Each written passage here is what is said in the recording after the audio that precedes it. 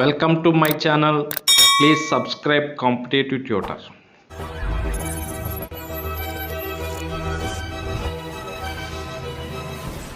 ఈరోజు topic UNO, United Nations organization, ఐక్యరాజ్య సమితి. ఈ టాపిక్ ప్రతి కాంపిటేటివ్ ఎగ్జామ్స్లో కూడా ఇంపార్టెంట్. రైల్వే ఎగ్జామ్ ఎన్టీపీసీలో చాలా ప్రశ్నలు వచ్చాయి. ముందుగా పాయింట్స్ రూపంలో చెప్పి తర్వాత ఎక్స్ప్లెయిన్ చేస్తాను, నోట్ చేసుకోండి. Let us start today topic UNO. Okay, ఐక్యరాజ్య సమితి. నేను ప్రతి పాయింట్ ముందు ఇంగ్లీష్లో చెప్పి తర్వాత తెలుగులో చెప్తాను. Okay, aim of UNO world peace.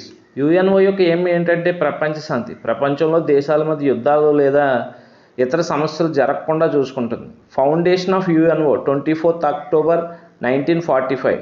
ఐక్యరాజ్య సమితిని 24 అక్టోబర్ 1945 ప్రారంభించారు. Head quarters of UNO New York, USA. దీని యొక్క హెడ్ క్వార్టర్ న్యూయార్క్లో ఉంది. First time member countries 51. ఐక్యరాజ్య సమితి ప్రారంభంలో 51 దేశాలు ఉన్నాయి. 51st country, last country Poland. 51వ దేశంగా పోలాండ్ జాయిన్ అయింది. Present member countries 193. ప్రస్తుతం ఉన్న దేశాలు 193. 193వ కంట్రీ సౌత్ సూడాన్. 193వ దేశంగా సౌత్ సూడాన్ జాయిన్ అయింది. UNO is the successor of league of nations.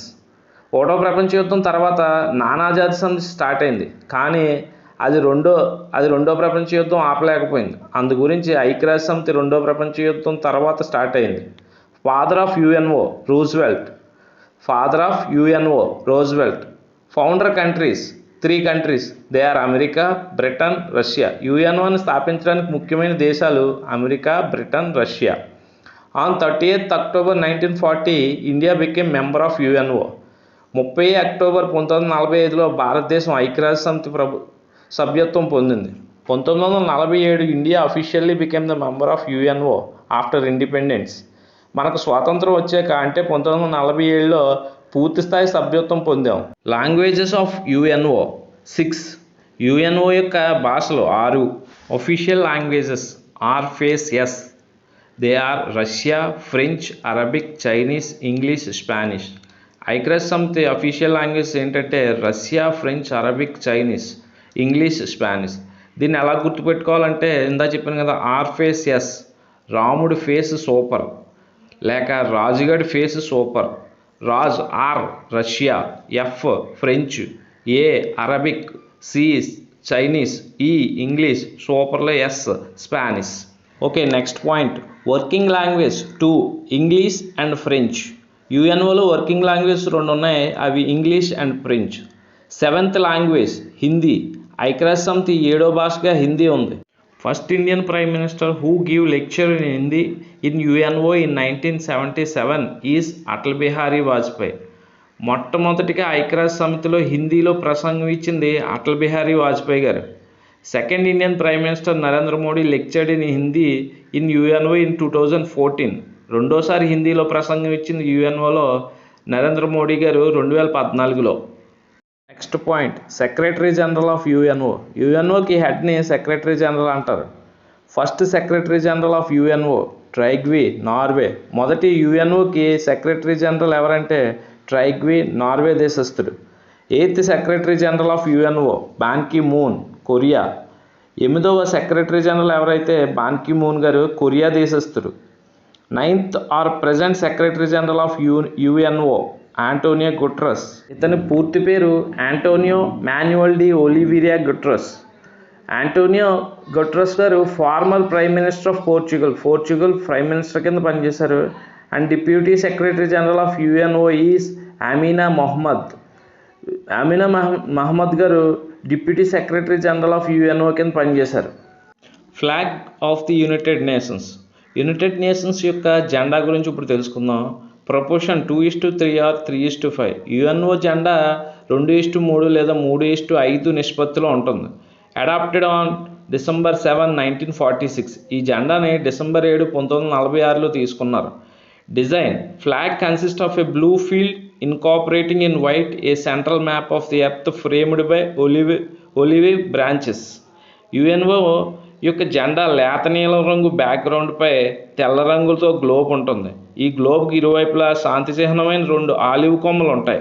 Designed by Donald McLaughlin. ఈ జెండాని డిజైన్ చేసింది డొనాల్డ్ మెక్లాగ్లిన్.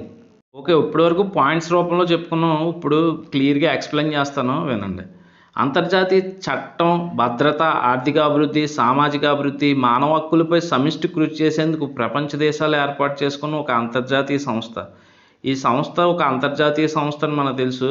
చట్టం, భద్రత, ఆర్థిక అభివృద్ధి, సామాజిక అభివృద్ధి ఇటువంటివన్నీ అభివృద్ధి చెందడం గురించి ఈ సంస్థ ఏర్పడింది. మొదటి ప్రపంచ యుద్ధం తర్వాత ఏర్పాటు చేసిన నానాజాతి సంస్థ లీగ్ ఆఫ్ నేషన్స్ రెండో ప్రపంచ యుద్ధాన్ని నివారించట్లో విఫలమవుట దాని ప్రత్యామ్నాయంగా 1945లో యుఎన్ఓ స్థాపించబడింది. ప్రస్తుతం 193 దేశాలు యుఎన్ఓలో సభ్య దేశాలుగా ఉన్నాయి. అక్టోబర్ 24న యుఎన్ఓ డేగా ప్రకటించారు. అక్టోబర్ 24 ఏంటి? UNO day. Important point. సర్వప్రతినిధి సభలో ఐక్యరాజ్య సమితిలో ప్రవేశించిన అన్ని దేశాలకు సభ్యత్వం ఉండగా భద్రతా మండలిలో 15 దేశాలకు మాత్రమే సభ్యత్వం ఉంటుంది.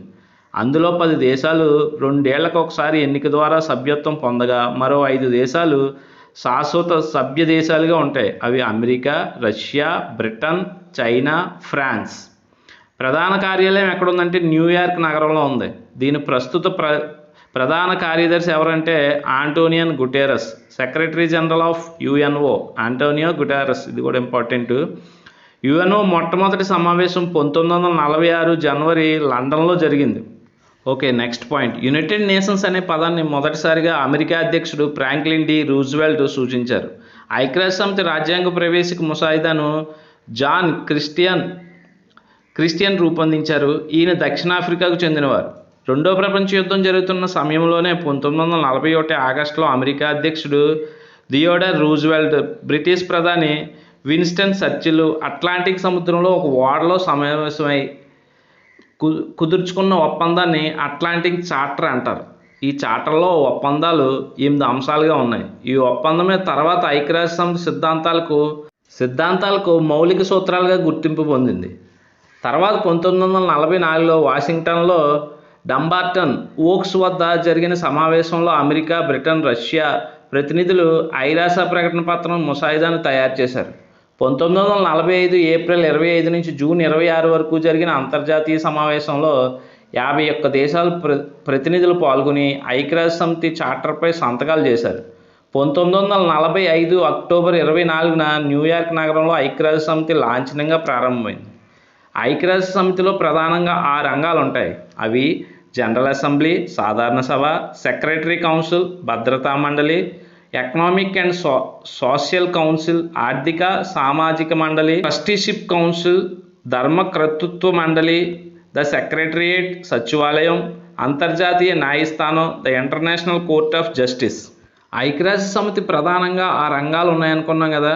ఆ రంగాలు అంటే ప్రిన్సిపల్ ఆర్గన్స్ ఆఫ్ యుఎన్ఓ అంటారు. ఇప్పుడు మనం ఒక్కొక్క ప్రిన్సిపల్ ఆర్గన్ గురించి మాట్లాడుకుందాం. ఓకే, మొదటగా చెప్పుకునే ప్రిన్సిపల్ ఆర్గాన్ జనరల్ అసెంబ్లీ, సాధారణ సభ. ఫార్మేషన్ 1945. జనరల్ అసెంబ్లీ ఎప్పుడు స్టార్ట్ అయిందంటే 1945లో స్టార్ట్ అయింది. Head quarters New York. సాధారణ సభ హెడ్ క్వార్టర్స్ న్యూయార్క్లో ఉంది. Member countries 193. మొత్తం యుఎన్ఓలో ఉన్న దేశాలన్నీ కూడా సాధారణ సభలో సభ్యత్వం కలిగి ఉంటుంది. ఇది ముందే చెప్పుకున్నాం. అంటే member of countries in general assembly is 143 అవుతాయి. మొత్తం యుఎన్ఓలో ఉన్న దేశాలన్నీ జనరల్ అసెంబ్లీలో సభ్యత్వం కలిగి ఉంటాయని చెప్పుకున్నాం. Head of the general assembly Volkan Bozkir. Present ఇప్పుడు president of the general assembly ఎవరంటే వాల్కన్ బాజ్కీర్. హెడ్ అంటే ప్రెసిడెంట్. ఇక్కడ సాధారణ సభ ప్రెసిడెంట్ ఎవరంటే Volkan Bozkir. First Indian women chairman of general assembly Vijayalakshmi Pandit, sister of Pandit Jawaharlal Nehru.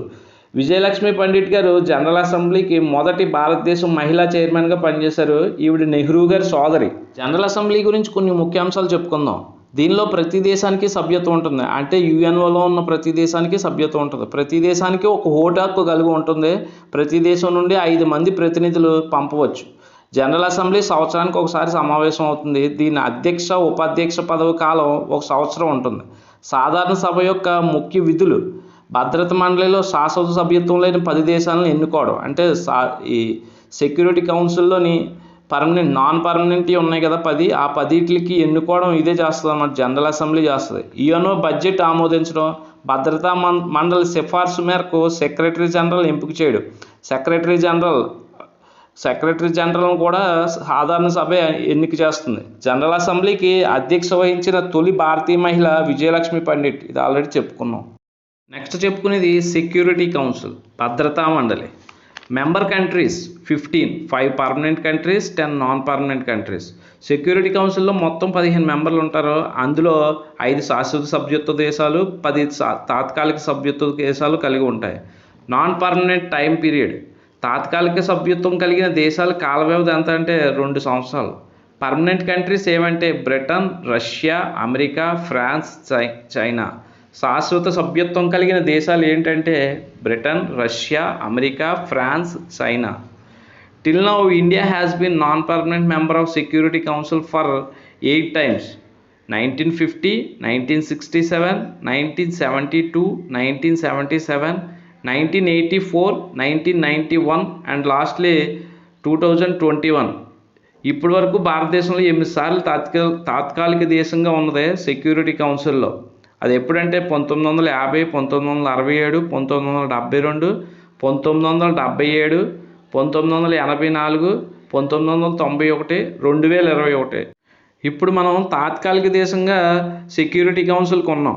Security council యొక్క కొన్ని ముఖ్యాంశాలు. Security council is the powerful organ in the UNO. It takes decision relating to war and peace. భద్రతా మండలి సభ్యత్వ దేశాల సంఖ్య 15 అని చెప్పుకున్నాం. శాశ్వత సభ్య దేశాల సంఖ్య 5, తాత్కాలిక సభ్య దేశాల సంఖ్య 10.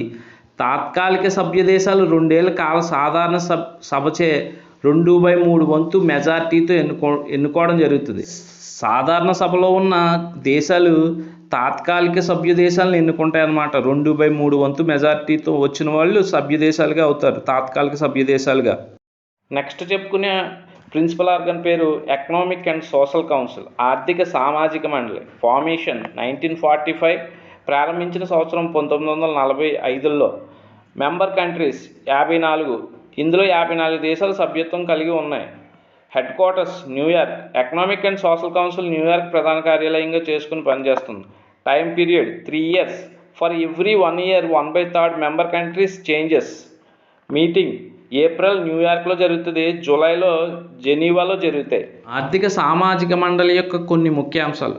ఆర్థిక మరియు సామాజిక మండలి సాధారణ సభ ఆధ్వర్యంలో అంతర్జాతీయ ఆర్థిక, సామాజిక, సాంస్కృతిక, విద్య, ఆరోగ్య రంగాలకు సంబంధించిన అంశాల్లో సమన్వయం కొరకు కృషి చేస్తుంది. ఆర్థిక, సామాజిక, సాంస్కృతిక, విద్య, ఆరోగ్య రంగాల సమన్వయ కోసం ఎకనామిక్ అండ్ సోషల్ కౌన్సిల్ పాటుపడుతుంది. సభకు హాజరైన సభ్య దేశాలు మెజారిటీ ఓటింగ్ పద్ధతి ద్వారా, అంటే సగం కంటే ఎక్కువ వస్తే ఈ సభ ఎవరు ఉండాలి ఎవరు ఉండకూడదని నిర్ణయిస్తుంది అనమాట. ఇందులో 54 దేశ సభ్యత్వం ఉంది. మనం నెక్స్ట్ చెప్పుకోబోయేది ద సెక్రటరియేట్, సచివాలయం. ఫార్మేషన్ 1945, ప్రారంభించిన సంవత్సరం 1945. Head quarters New York. ద సచివాలయం హెడ్ క్వార్టర్ న్యూయార్క్లో ఉంది. దీని head chief secretary of UNO. UNO యొక్క చీఫ్ సెక్రటరీయే దీనికి కూడా head. First chief secretary of UNO general secretary of UNO ఎవరంటే ట్రిగ్వేలీ నార్వే. 8th బాన్ కి మూన్ గారు పనిచేశారు, సౌత్ కొరియా. ఇతను 10 సంవత్సరాలు చేశారు, ఎందుకంటే 2 సార్లు ఎలక్ట్ అయ్యారు కాబట్టి ఇతను 10 సంవత్సరాలు చేయగలిగారు. అండ్ 9th ఆంటోనియో గస్ట్రస్, పోర్చుగీస్ వారు. 2017 నుంచి 2021 వరకుని. సెక్రటరీ జనరల్ పీరియడ్ ఎంత అంటే 5 years. ఐక్యరాజ్య సమితి కార్యకలాపాలను అన్నీ నిర్వహించే సంస్థ సచివాలయం. సెక్రటరీ జనరల్ దీని ముఖ్య కార్యనిర్వహణాధికారిగా పనిచేస్తారు. ఆర్థిక సంవత్సరం జనవరి 1 నుంచి మొదలవుతుంది. నెక్స్ట్ చెప్పుకునే సంస్థ లేదా ప్రిన్సిపల్ ఆర్గాన్ ట్రస్టీషిప్ కౌన్సిల్, ధర్మకర్తృత్వ మండలి. ఫార్మేషన్ ప్రారంభించిన సంవత్సరం 1945. Head quarters New York. ఇది న్యూయార్క్లో హెడ్ క్వార్టర్గా చేసుకుని పనిచేస్తుంది. స్టేటస్ ఇన్యాక్టివ్, అంటే ఇప్పుడు యాక్టివ్లో లేదనమాట, ఇది అంతగా పని చేయట్లేదు. దీనికి కొన్ని ముఖ్యాంశాలు.